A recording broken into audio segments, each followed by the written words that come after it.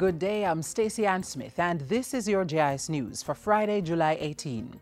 The governor of the Bank of Jamaica, Brian Winter, says there will not be much further devaluation of the local currency.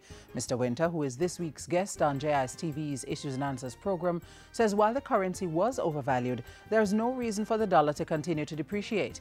He says the central bank will continue to intervene in the trading market to ensure the Jamaican dollar is at its right value. An adjustment has been necessary, and that adjustment was necessary to help to compensate for the fact that our inflation rate in Jamaica, prices here were rising faster by quite a lot than the prices in our trading partner countries. So an adjustment has been necessary to compensate for that. Much attention has been on the exchange rate since the price of $1 rose to as high as 112 Jamaican dollars. Last week, the BOJ intervened in the market for the second time within the past 18 to 24 months. Hear more from Mr. Winter as he speaks on the currency and other economic matters this Sunday during Issues and Answers on Jamaica Magazine. Jamaica could achieve its target of having 20% of energy coming from renewable sources by early next year. State Minister for Science, Technology, Energy and Mining, Julian says several solar and wind energy projects now underway could help the country surpass its target. With the additions of the projects that we mentioned, the two new solar and the wind farm, which will be coming on stream next year, that we will get to 20 next year. So those figures will officially have to be revised. And that's a positive thing for us as an economy.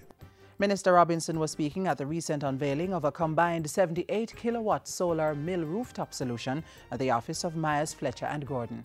He said these types of investment were critical to sustaining business profitability and were in keeping with government's focus on conservation and diversifying the energy mix, moving away from heavy fuel oil as the main source of energy.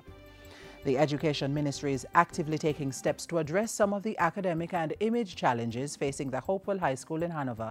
Portfolio Minister Reverend Ronald Thwaite says there are plans to transform the school into a center of excellence.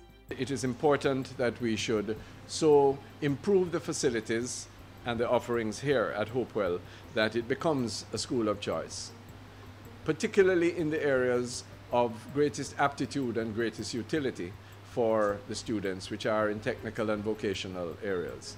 He says a mathematics coach and literacy specialist will be assigned to the school starting September to help improve performance at the CSEC level.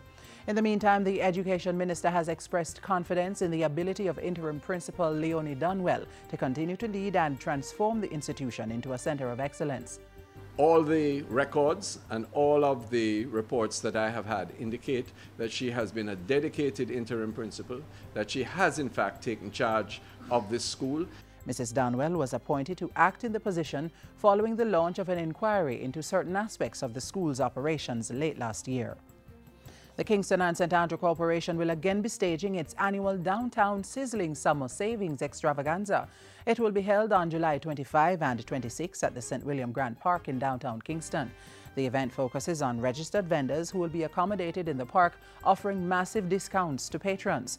One of the aims of the extravaganza is to inject new life into shopping in the downtown area to renew the business and commercial landscape of Kingston.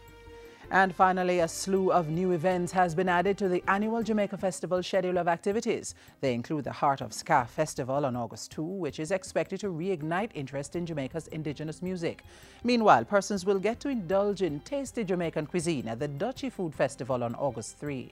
And the Dutchy Culinary Festival is really a food festival that is going to be seeing some of our top chefs participating in cooking competitions. We are going to be having a luncheon, a celebrity luncheon, where we'll have some of our celebrity cooks as well as professional cooks who are going to be preparing a meal, and persons can come and dine.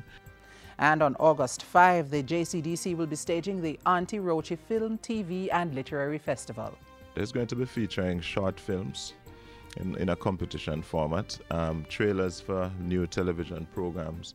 It includes a book fair, poetry reading, and we will also be opening the exhibition for our literary arts competition throughout the entire day as part of that activity. All the events will take place at the Ranny Williams Entertainment Center in St. Andrew. And that's it for Jis News Today. I'm Stacey Ann Smith. Thank you for watching.